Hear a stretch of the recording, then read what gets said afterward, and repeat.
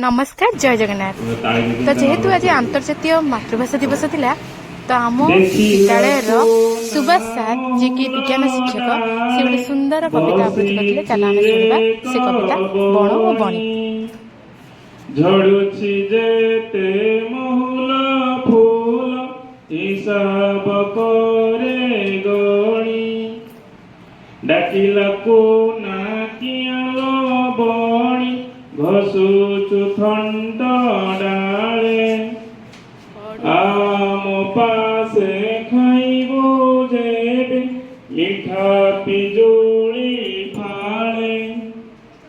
सुनार एक पंजुरी गड़ी आनिबे बापा मोर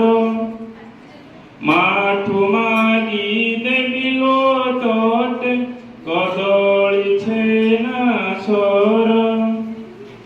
सुना गिनारे देवी मु पानी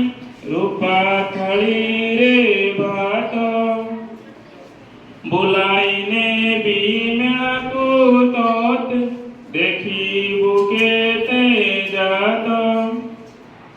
कहिल बणी कुना भाईना कहिल सत एका मनरे तुम श्रद्धा थाउ नीति हेब देखा गछरु गछ